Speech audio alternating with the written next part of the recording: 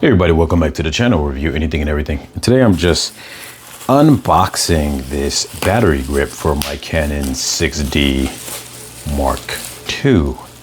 I just took it out of the shipping box that it came in, so that's why it's looking like this. And I just kind of wanted to jump straight into it. So that is why I have it still in the bubble wrap. And I actually got a good deal on it. I'm going to put the link in the description down below for you guys to purchase on Amazon, but I'll be honest with you, I don't feel that that's a good deal because this was a very expensive battery grip straight out of the gate. And the thing about it is I actually would not recommend it at its given price. Now, I actually had grabbed this one off of eBay for a significantly cheaper price. And to me, that's what makes it worth it.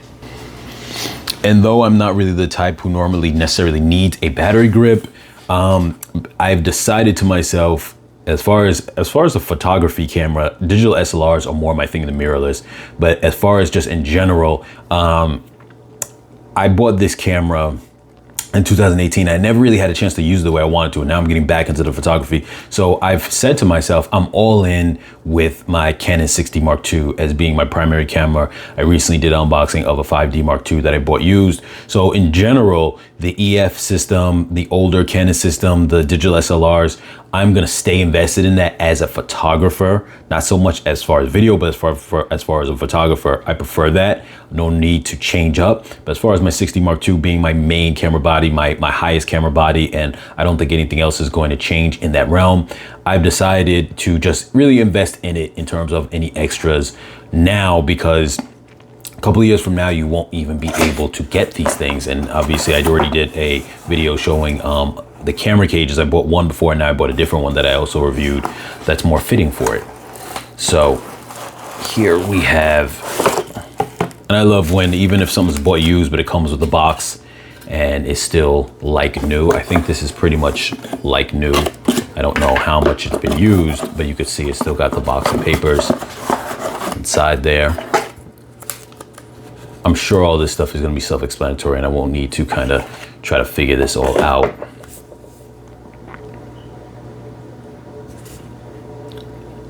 And this should function the same way that it always has when it comes to removing the battery. So I shouldn't have a problem with that, and moving the door and whatnot.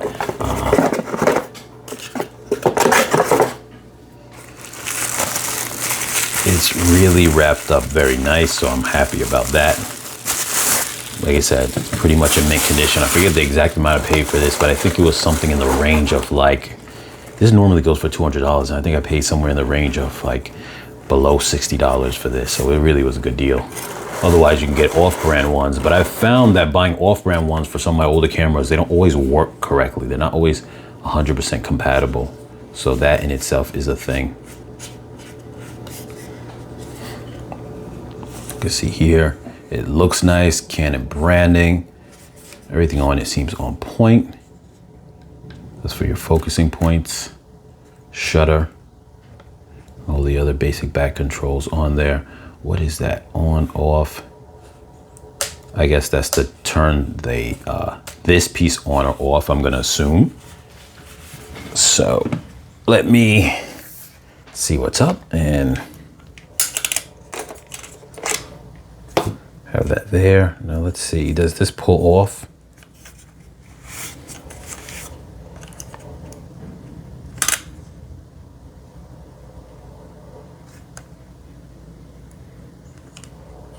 What I'm gonna do actually is take a look at the instructions. I'm gonna pause and take a look at the instructions, because on the previous ones, you would just pull the door right off. I don't wanna find out that they've changed that mechanism and I pull the door off and I break it. So give me a second. All right, so just a quick glance at the instructions, I'm able to see that there is a little switch here and you push it to the side. So that's what I did here, pushed it to the side and that releases it. So, at least now I know that, because like I said, otherwise I wouldn't have known that. And there should be a place on the side to put it, which there is right here. I'm gonna lift that up there. And let's see, can this slide right in? There we go. Looks like it clicks right in there without a problem. Is there a way to get this off easy?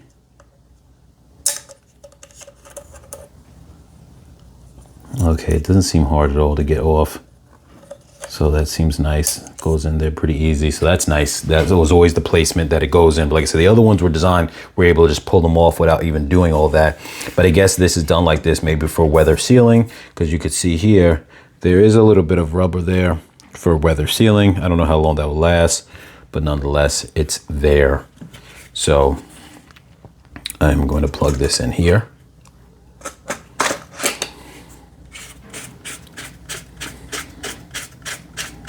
Screw that in. Sometimes too, one thing that's nice about a battery grip is it just gives you a different feel, a different vibe to the entire camera itself.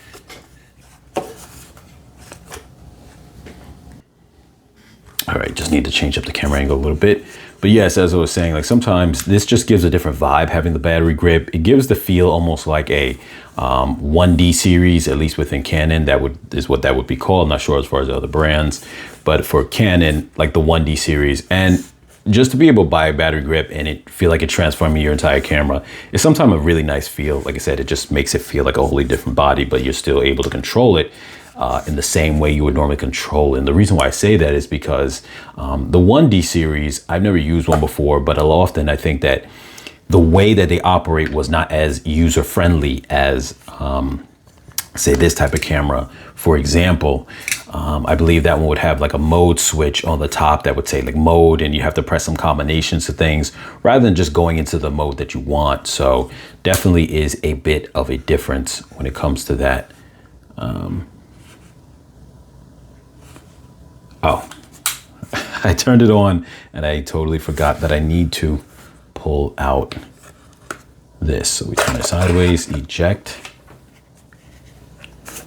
This lens is very front heavy when it comes to this. So here we have this right here, where we can put in 2 batteries, or a person could put in, I guess, some kind of plug interface, but I guess that would be in the instructions.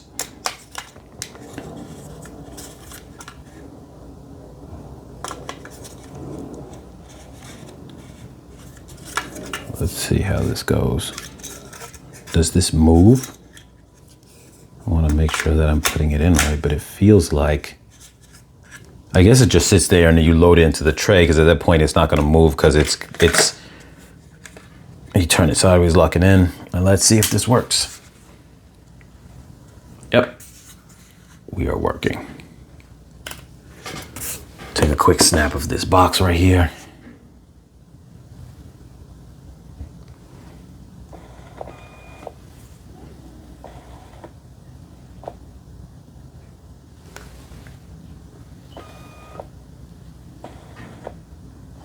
Let me move it back. I guess it's not locking in. There we go.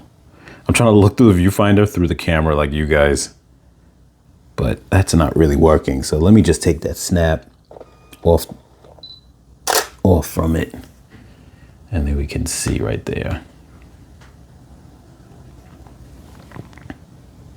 So it works without a problem. Now I'm going to try to see, first I'm going to have this off. I'm going to see, does this work? And then I'm going to, okay, nothing's happening. And then now I'm going to press on. Yep, and now it works. And now we get our vertical shot. And this should be able to control, and it does. So we have this top control here is able to control. I don't use this type of thing very much, just change up the autofocus points. But this right here, the wheel at the top works, and I'm changing my aperture. And if I go into manual mode, just for the sake of being able to control both aspects, I can do that. Right now it's controlling my shutter, and then this is now controlling the aperture.